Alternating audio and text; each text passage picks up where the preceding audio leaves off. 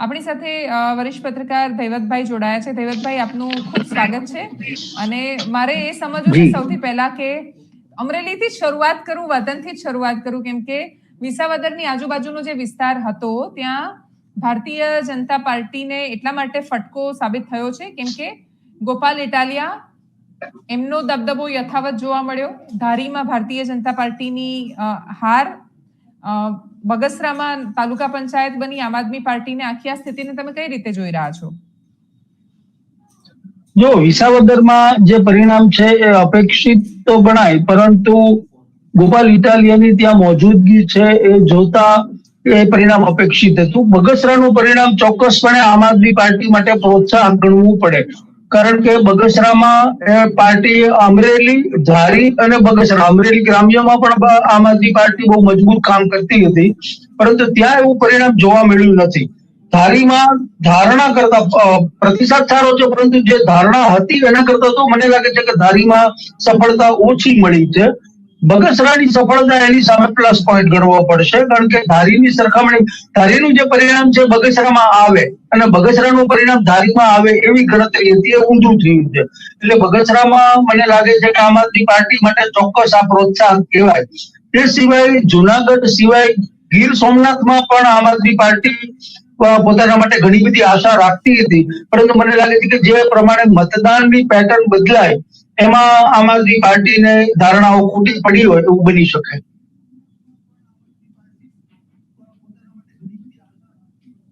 બિલકુલ બિલકુલ. એટલે મને એ સમજવું છે આખી આ સ્થિતિમાં કે સૌરાષ્ટ્રના ગ્રામ્ય વિસ્તારોમાં દબદબો યથાવત જોવા મળ્યો.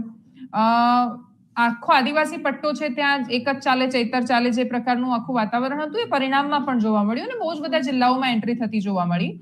પણ આ જ રિઝલ્ટ છે એનું પુનરાવર્તન સુરતમાં કેમ ન થઈ શક્યું?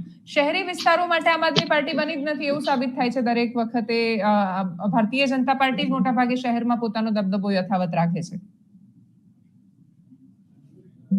જો આ વખતે શહેરીમાં સુરત જે ગયા વખતની માફક આ વખતે શહેરી વિસ્તારમાં પણ સુરતમાં આમ આદમી પાર્ટીએ મહેનત કરી. અમદાવાદમાં તમે જુઓ છો કે આમ આદમી પાર્ટીના મોટા નેતાઓની ભાગ્યે જ કોઈ સભાઓ થઈ છે. વડોદરામાં, રાજકોટમાં આમ આદમી પાર્ટી તરફથી ખાસ કોઈ નોંધપાત્ર પ્રયાસ થયો જ નથી અને એમણે સુરત ઉપર ધ્યાન કેન્દ્રિત કર્યું. બાકી સૌરાષ્ટ્રના ગ્રામ્ય વિસ્તારોમાં એમણે ધ્યાન કેન્દ્રિત કર્યું. સુરતમાં આમ આદમી પાર્ટીને જે જાકારો મળ્યો છે એ ચોક્કસ ચોંકાવનારો કહેવાય, કારણ કે પાર્ટીને એમાં આશાઓ હતી. સોશિયલ મીડિયા ઉપર એની પ્રેઝન્સ બહુ મજબૂત હતી, સભાઓ પણ બહુ સારી જતી હતી, અને છતાં પણ એને વિધાનસભાની ચૂંટણીમાં જે ચિત્ર ઉપસ્યું કે એ સભાને લોકોને ઉપસ્થિત મેદનીને મતમાં કન્વર્ટ કરી શક્યા નહીં, એવું જ આ વખતે પણ જોવા મળ્યું. ગઈ ચૂંટણીના જે હીરો કહેવાતા હતા એ બંને મનોજ સોરઠિયા, પાયલ સાકરિયા પણ હારી ગયા છે. એટલે સુરતના પરિણામો ફરી એકવાર આમ આદમી પાર્ટીને હવે એકમાત્ર શહેરી વિસ્તારમાં મજબૂત હાજરી ધરાવતો પક્ષ હતો, હવે ક્યાંય શહેરી વિસ્તારમાં આમ આદમી પાર્ટીની કોઈ પ્રેઝન્સ જોવા નહીં મળે આ ચૂંટણીમાં.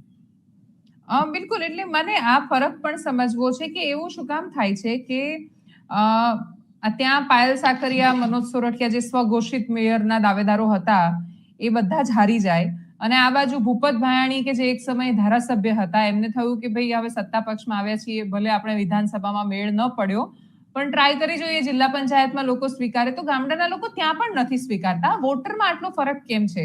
કેમ કે સૌરાષ્ટ્રના જ માણસો મોટા ભાગે તો ત્યાં સ્થળાંતરિત થયેલા છે, જે વિસ્તારમાં આમ આદમી પાર્ટીને અપેક્ષા હતી. પાટીદારોનો જ દબદબો છે, એમનો જ ગઢ છે, પણ એ ગામડામાં અલગ મિજાજ બતાવે છે અને સુરતમાં અલગ બતાવે છે. એનું મુખ્ય કારણ આમ જુઓ ને તો એ છે કે વિસાવદર, જુનાગઢ જિલ્લો આખો, અમરેલી જિલ્લો પણ આંશિક રીતે તે બગાવતી મિજાજ ધરાવે છે. ઘણી વખત એ સામા પ્રવાહે જવામાં ત્યાંના મતદારોને કોઈ છોચ નથી. કોઈ, તમે જેમ કીધું એમ કે કોઈ એક જ ચાલે છે એવી જે થિયરી હોય તો પણ એક ભલે ચાલે, આપણે આને ચલાવવું છે અને મક્કમતા પૂર્વક ચલાવે, એ આ મતદારોની માનસિકતા છે. એટલે ત્યાં ભૂપત ભાયાણી જેવા ભૂતપૂર્વ ધારાસભ્યને પણ જિલ્લા પંચાયતમાં જાકારો મળી શકે છે. સુરતની વાત એવી છે કે ત્યાં જુનાગઢ જિલ્લાના સ્થળાંતરિત થયેલા લોકોમાં જુનાગઢ કરતા પણ અમરેલી અને ભાવનગર વિશેષ છે. ત્રીજા ક્રમે જુનાગઢ આવે, પછી બોટાદ આવે થોડી ઘણી સંખ્યામાં, પરંતુ મુખ્યત્વે અમરેલી અને ભાવનગર ત્યાં વિશેષ. હવે આ વખતે કેમ આમ આદમી પાર્ટીને બહુ ધારી સફળતા નથી મળી, એનું પહેલું કારણ મને એ લાગે છે કે ગયા વખતે 27 બેઠકો આમ આદમી પાર્ટીને સુરતની જનતાએ મહાનગરપાલિકામાં આપી. થયું શું? એમાંના કેટલાક ભાજપમાં જોડાઈ ગયા, કેટલાક નિષ્ક્રિય થવા લાગ્યા. છેલ્લે જતા 5 વર્ષ સુધી સતત સક્રિય રહી પ્રજાની વચ્ચે રહ્યા હોય એવા તો ગયા ગાંઠા 5 કે 7 માંડ હતા. એટલે એ મને લાગે છે કે આમ આદમી પાર્ટીને નડ્યું હશે. નવા ઉમેદવારો જે એમણે લાવ્યા છે એ પ્રજાની વચ્ચે એટલા જનસંપર્ક ધરાવનારા નહોતા, અને આમ આદમી પાર્ટીની ટિકિટ ઉપર જીતી જવા છે એમ સમજીને સીધા જ પાર્ટીમાં એટલે સ્કાયલેબની માફક હતા.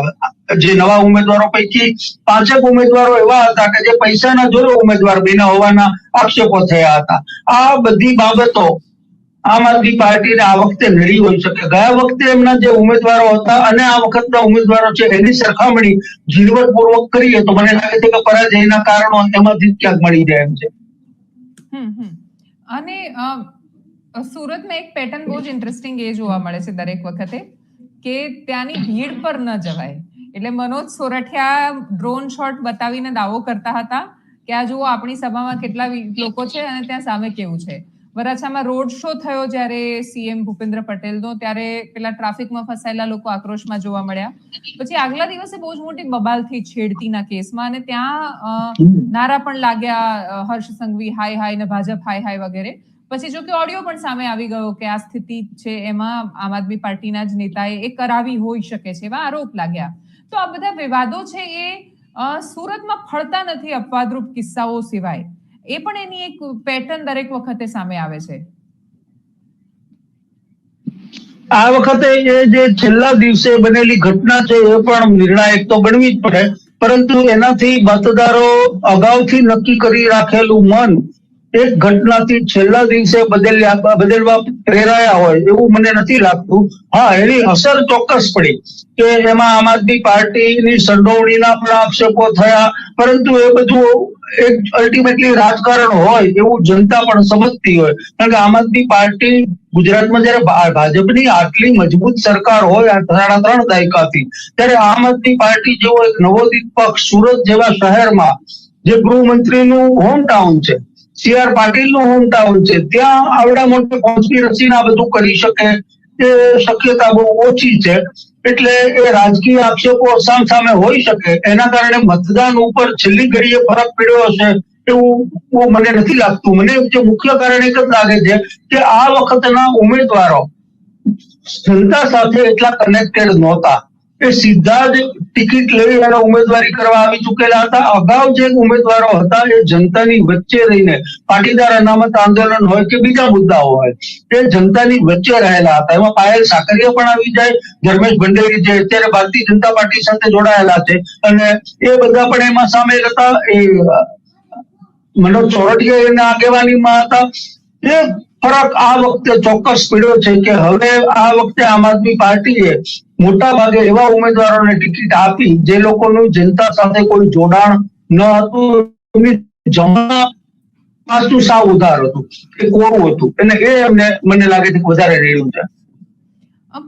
બીજો મુદ્દો એ પણ અહીંયા નોંધવો પડે દેવાંશીબેન કે લાગે છે કેમ કે આ વખતે પણ ચારે બાજુ ભગવો લહેરાયો છે, બધી સ્થિતિઓ યથાવત છે. કોંગ્રેસ હા થોડું ઘણું સારું પરફોર્મ કરી શકી છે કે એમને એવું છે કે હા ભાઈ અમે હજુ છીએ એ બતાવ્યું છે, બાકી એ સિવાય રિઝલ્ટમાં કોઈ વિશેષ પરિવર્તન નથી. જી, અને એનું મુખ્ય કારણ છે કે જ્યાં સીધી હરીફાઈ થઈ ત્યાં કોંગ્રેસ ફાયદામાં છે. જેમ કે ઉત્તર ગુજરાતમાં આમ આદમી પાર્ટીનું વજૂદ નહીવત છે, અને પાર્ટી પણ પ્રચારમાં એને સાઈડમાં રાખ્યું છે. શહેરી મત વિસ્તારોમાં આમ આદમી પાર્ટી ક્યાંય નથી, કોંગ્રેસ પણ નથી, અને એને કારણે ભારતીય જનતા પાર્ટીને ઓલમોસ્ટ ક્લીન સ્વીપ દરેક મહાનગરપાલિકાઓમાં મળી. જ્યાં ગામડાઓમાં ગ્રામ્ય સ્તરે સીધી હરીફાઈ થઈ ત્યાં કોંગ્રેસને ચોક્કસ ફાયદો છે. તમે જુઓ ઉત્તર ગુજરાતમાં દરેક જિલ્લાઓમાં તાલુકા પંચાયત હોય, જિલ્લા પંચાયત હોય કે નગરપાલિકા હોય, કોંગ્રેસની સ્થિતિ સુધરી છે.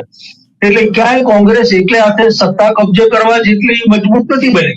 એટલે આમ આદમી પાર્ટી ધીમે ગુજરાતમાં આમ આદમી પાર્ટીનું વજૂદ નહીવત છે અને પાર્ટી પણ પ્રચારમાં એને સાઈડમાં રાખ્યું છે. શહેરી મત વિસ્તારોમાં આમ આદમી પાર્ટી ક્યાંય નથી, કોંગ્રેસ પણ નથી અને એને કારણે ભારતીય જનતા પાર્ટીને ઓલમોસ્ટ ક્લીન સ્વીપ દરેક મહાનગરપાલિકાઓમાં મળી. જ્યાં ગામડાઓમાં ગ્રામ્ય સ્તરે સીધી વેરીફાઈ થઈ ત્યાં કોંગ્રેસને ચોક્કસ ફાયદો છે. તમે જુઓ ઉત્તર ગુજરાતમાં દરેક જિલ્લાઓમાં તાલુકા પંચાયત હોય, જિલ્લા પંચાયત હોય કે નગરપાલિકા હોય, કોંગ્રેસની સ્થિતિ સુધરી છે. એટલે ક્યાંય કોંગ્રેસ એકલે હાથે સત્તા કબજે કરવા જેટલી મજબૂત નથી બની, પરંતુ કોંગ્રેસની સ્થિતિ ચોક્કસ સુધરી છે અને આંકડા એની બેઠકો વધારો થયો છે.